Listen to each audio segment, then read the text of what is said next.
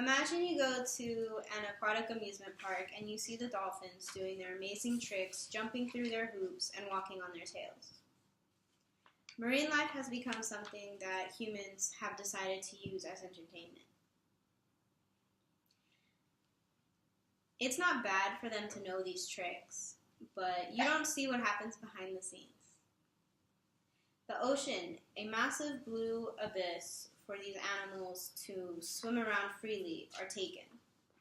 These marine life that are kept are placed in small enclosures, trained to perform, and workers will lie about the animal's behavior. First, the animal is brought in for rehabilitation due to an injury and are placed in separate tanks, at least until they can join others unless they are in perfect condition to rejoin in the wild. Orcas and dolphins are mammals that normally swim up to over 100 miles a day. However, the tanks that are in SeaWorld are only 50 feet deep and 350 feet in length, small compared to the open ocean. This is how big their parking lot is, which is about 31 acres, and this is the orca tank, which is about 0.49.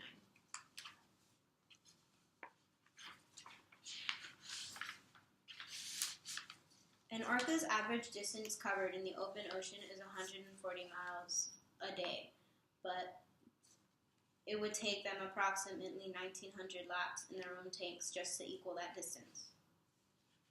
Dolphins swim and are constantly playing, so their average distance is a little over 100 miles.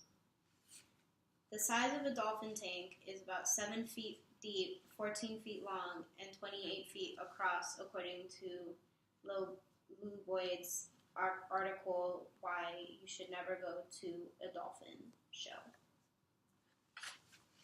There are some marine parks, however, that are built to put on a show.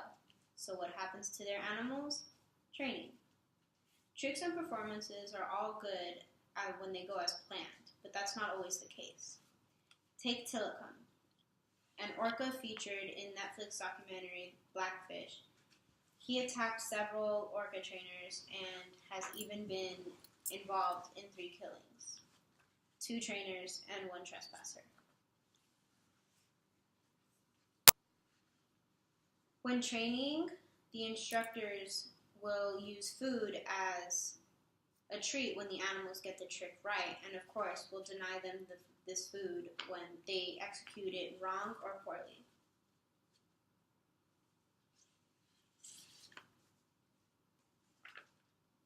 There were some cases in Marineland and SeaWorld where their dolphins and orcas would rake the other ones that would get the trick wrong.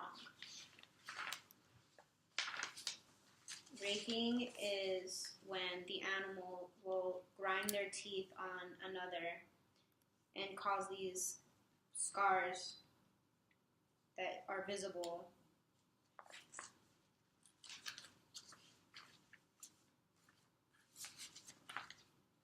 This aggression is unavoidable in a tank because there's nowhere for these animals to swim off to like they would in the open ocean.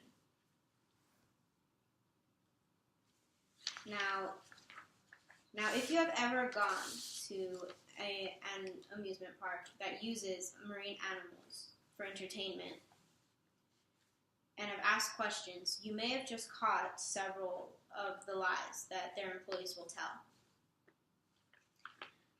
The first one that is often told is about their fins.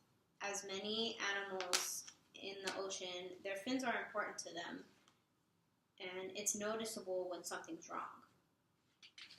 Dorsal fins and the tails of an orca in the wild are never curved, but when you go to SeaWorld, they are. The fins start to curve because they know they have nowhere to swim and because of their unnaturally unhealthy diet of thawed dead fish. This is what the dorsal fins look like when they're in the wild, and this is what they look like when they're in captivity.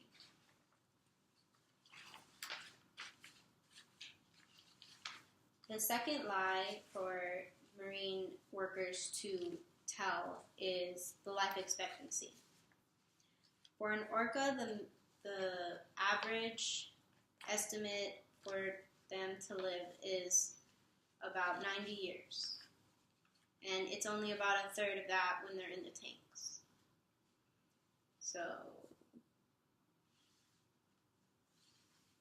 all in all, we shouldn't use marine life as entertainment or use them the way that marine parks that care more about their profit than their animals. Dolphins and orcas deserve to swim freely and play freely in the open ocean, not in tanks. The lies that are told to those who don't know anything about marine life should be faced with the truth.